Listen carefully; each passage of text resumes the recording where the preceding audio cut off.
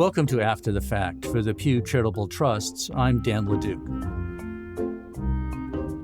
Rising house prices, historic rent increases, and a lack of starter homes have created a housing crunch in the United States, and people are feeling the squeeze. 6 years ago, 39% of Americans said the availability of affordable housing in their community was a major problem. And today, nearly half the public believes that. So what's the solution? To find some answers, we looked at Montana. It's a beautiful place of wide open spaces that has been attracting lots of new residents. And during the COVID-19 pandemic, the pace of newcomers only accelerated. Home prices tripled in some places, and policymakers knew they had to do something. That brings us to a conversation with State Senator Daniel Zolnikov and State Representative Katie Zolnikov. They share the same last name because they're married, but more importantly, they also share a common vision to improve access to housing for Montana residents. I served in the House for 4 terms, and then I termed out, and Katie decided that she wanted to have a go at it. So actually, I was out, and she replaced me, and then 2 years later, I ran for an open Senate seat. So then we got to serve together. But it was quite the experience, I'll tell you that. Her in the House, me in the Senate. If you want to know how your marriage and partnership is going, you should try that, because I think it's the true test. Yeah, it's the ultimate test. I always joke that my first session when Daniel wasn't in the Senate, he was just jealous of all the fun I was having. But he had to run for the Senate so we could do it together. The family that legislates together stays together, right? Well, one of the subjects that you guys, I'm sure, talk about is housing in your state. It's a big issue throughout the country and in Montana. So what is the state of housing in Montana? What are the main concerns that you were seeking to address? Like a lot of places did, we saw our housing increase in cost. After COVID, people were moving out of major urban areas to smaller states. But what's interesting about Montana is that's not where our problem started. I would say that's where our problem became really unbearable. But between 2010 and 2020, for our growth of population, for every 10 new units of housing that needed to be built to just sustain our population growth, only 7 were being built. A lot of people think that it was strictly the pandemic, but it's been a problem that's at least 10 years in the making, if not more. Montana was a place to go to. Yellowstone was on TV. Everybody was talking about Montana. So this has been a problem for 40 years, but then it shot up around 2020 to 2022. Those people in particular, they tend to be able to buy houses in cash. They tend to be able to offer over asking price because they're just coming, from much higher cost of living areas. And so what you ran into is that people were running out of housing options. I am a Montana native in every sense of the word. I am an enrolled citizen of Sisseton-Wahpeton, Oyate. I am Dakota, Assiniboine, and Cree. I was born in Montana, and I'm a housing practitioner. I live and breathe Indian housing and love this work. Tonya Plummer directs Native American housing programs for Enterprise Community Partners. We had a conversation about how the housing problem is affecting life on the Flathead Reservation in Montana. The concepts of land ownership and home ownership are sometimes complicated to grasp. When you're working with tribal nations and tribal members, the way that we look at land is unique. It's hard to think of cutting some of that or parceling it out into a tiny quarter acre because our blood flows through it. The Flathead Indian Reservation is positioned between Kalispell and Missoula, which are 2 big cities in Montana. And if you were to come and visit our reservation, it wouldn't look very different than any other community. That's Jody Cahoon Perez, Executive Director of the Salish and Kootenai Housing Authority, an organization that works to provide quality housing that's affordable for Native people on the Flathead Reservation. Jody is a member of the Confederated Salish and Kootenai tribes. She was born, raised, and still lives on the reservation. She and Tonya served together on the steering committee of the Montana Native Homeownership Coalition. There are pockets of tribally owned units that are housing authority units, and within those, there are homeownership units that look just like our rentals. When you go into one of the home sites, like where I was raised, there are kids playing basketball, They are kids running around. There's so much laughter here. We joke, we tease each other, we fill each other up. We're there for each other. We are all relatives, and we are literally related to almost everyone on the reservation. And so we're very connected with each other. Tonya, can you tell us about the work you do? I have the blessing of working with tribes across the country on housing and community development projects. Tribal nations are a political distinction. And as the West was won or lost, depending on how you look at that, tribal nations' relationship to the land, their economies, and their housing situations were really changed and shifted, often for the worse. We have our tribal nations that live within the boundaries of the reservation land that they were given. That land is protected in treaties that they hold with the federal government. And those treaties come with a promise for education, a promise for health care, a promise to hold those lands in trust. It's a good thing, but it's also a complicated thing because it makes the collateralization of that land and the equity that it could hold quite complicated. It creates some inherent barriers to how we can move forward with traditional development for general economic development, especially for housing development. And what we care about with the Montana Native Home Ownership Coalition, access to home ownership. Owning a home is one of the number one wealth building tools that the population holds generally, and it's somewhat inaccessible to tribal members within the boundaries of the reservation. We're committed to changing that. Jody, you're working on some of those same issues. What's your perspective on what's happening? Our mission at the Salish and Kootenai Housing Authority is to address all housing needs for everyone on the reservation. And I feel like we're tasked with addressing all of that. We have very limited inventory. Like our permanent supportive housing project is 14 units. That's all. So there's a big waiting list. Our transitional living center is 19 units. So there's a big waiting list for that. Our low rent inventory is just over 500, and it takes 2 to 3 years to get to the top of the waiting list on that. And then if you are financially stable and you want to be a homeowner, you could purchase fee property. So our reservation was opened up for homesteading in the early 1900s. Homesteading came about because the federal government was trying to assimilate tribes. The government broke up tribal land, allotting land to individual members, but also to non-native homesteaders. From 1887 to 1934, native land ownership across the United States dropped from 138 million acres to 48 million acres. Today, there are different kinds of land status like land trust and fee land, which makes owning or purchasing property on tribal lands complicated. There are about 1,300 home sites, which are land that the tribe owns in trust, and they have established them into home sites. And so you can lease that property from the tribe and build your home on that, but they're all full. And then there's the allotted trust property, and that is probably more accessible than the home site leases. Those are your options. And everything is limited. And when COVID hit, our fee property, it increased, it inflated. So what was barely affordable before COVID is not attainable now. And like with the house that I had, my first house I purchased was for $185,000, and its value now is probably $600,000. In the state, being the largest minority, every session is like a new chance to educate, re-educate our legislators on our tribal community in the state. That's Patrick Yawakie. He's an enrolled member of the Zuni Pueblo tribe, also Turtle Mountain Anishinaabe and White Bear Dakota Cree. He is the co-founder and co-CEO of Red Medicine LLC and works with policymakers on behalf of tribal nations on a range of issues, including housing. In tribal communities, we have multi-families living in one home. And so you can have a family of 4 living in with a family of 5, and in that household, there's 9 people living in it when there's only maybe 3 or 4 bedrooms. And that is common in tribal communities.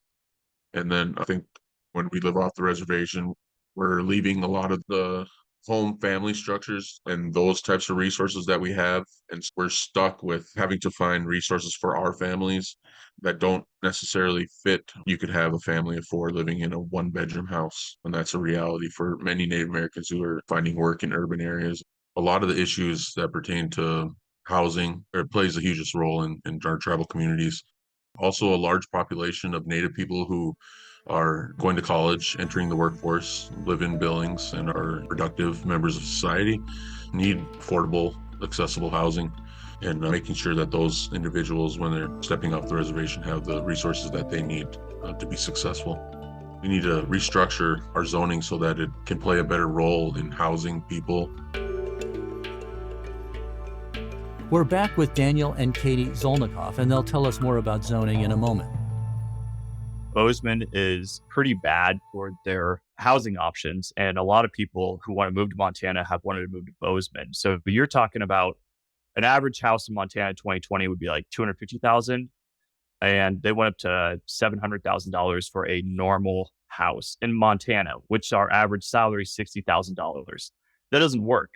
So when you look at Bozeman and Missoula, and you look at their zoning, most of their cities are single family zoned. You basically run into this problem where if you want to develop something, you can either develop large houses that the average Montanan can't afford, or you can build a lot of high-rise apartments. The problem that comes with that is, to the person that's trying to save money for a house, they can't afford the $600,000 house, but they also can't really afford to save much for a down payment if they're living in an expensive apartment. So there's very few options. A lot of folks were living in campers on the side of the road. And that's in Montana, where our temperatures go from -40 to 100 degrees. Like, that's a big range we live in. When my family moved here, they were building their home. It was 4 kids and my parents, and we lived in a camper for 2 years. And it got down to -40 degrees, where there's literal walls of ice outside of your camper. It was not supposed to be permanent, and it wasn't, but it was for quite a bit of time with 4 young kids. So I also got to see that experience growing up. That's not ideal, especially in a bad winter. We're very rural, so we have a lot of space to go to, but it is so much cheaper to develop where you already have infrastructure. Well, it seems like a lot of folks in Montana recognize this as a problem that needs to be solved.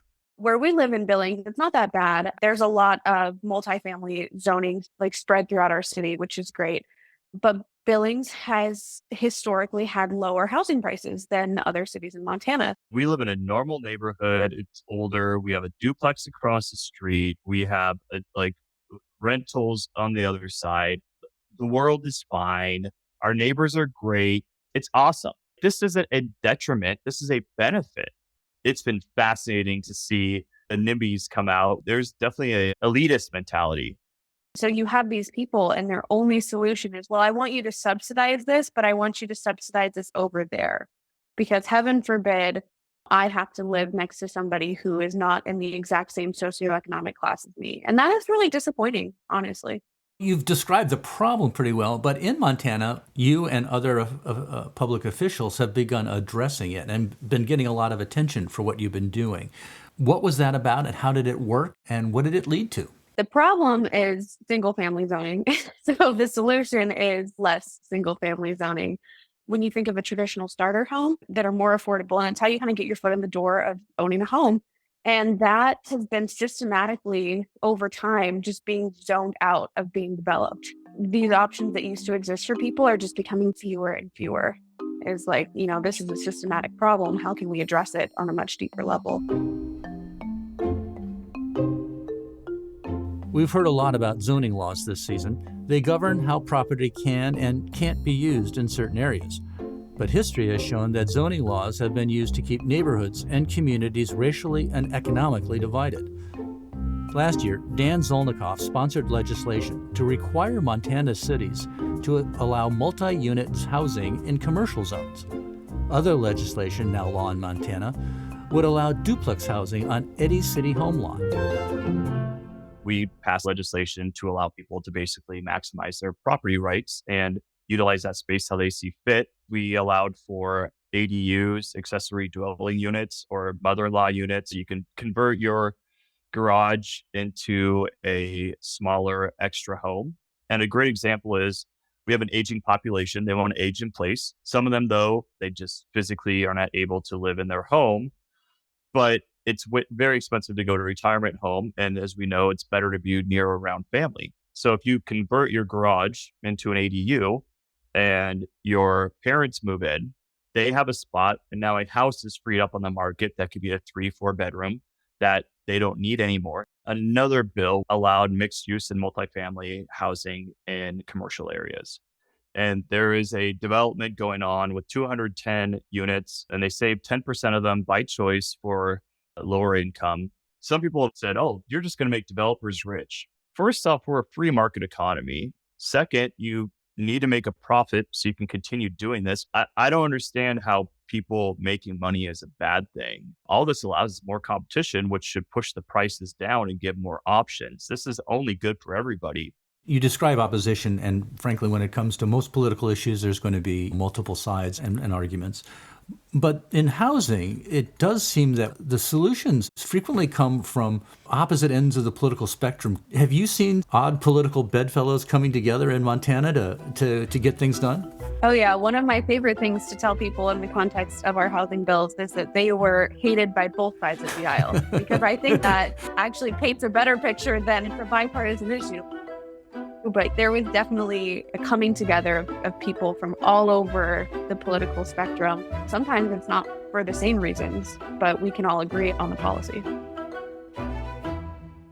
Those zoning issues played part this election cycle in saying that we need to restructure our zoning so that it can play a better role in housing people. We're back with Patrick Yawakie. Also, trying to push for more multifamily housing. A lot of the conversation in these debates had to pertain to, having a successful family, raising children, and having space for your children to develop. Native families, what we need is that structure, that safety of saying like our children have the same opportunity as the next child. That's what we're striving for in our communities, is we have the same resources as the next family. With a lot of determination, Jody Cahoon Perez was able to achieve her dream of homeownership on the reservation, despite many of the challenges facing tribal communities. She shared a bit of her journey with us. I grew up in my younger years in a home that my dad had built with 7 brothers and sisters. And we were in the country. We lived off the land, and that was my normal. I met my husband at college, at the tribal college here. And we lived in student housing for a long time. And I had a dream to be a homeowner. With finances, it didn't seem possible. Money management was not really taught in my house. In my younger years, we didn't have money to manage. I eventually had the courage to come to our housing authority's first-time homebuyer education class. After the class, they called me and they said they would match my savings 4-to-1 as a grant. And I jumped on that opportunity. We started looking for a house. There was one that was decent. It would have fit our family. It was right next to the schools, and it was a block away from my mother-in-law. We had about $15 to spare when we closed, but we attained that goal, that dream to be a homeowner. You mentioned also in our conversation that the value of your home has gone up a great deal. That's good when you're the owner, but you are also a mother of 4 children, I believe you said. Are they going to be able to share your dream of homeownership?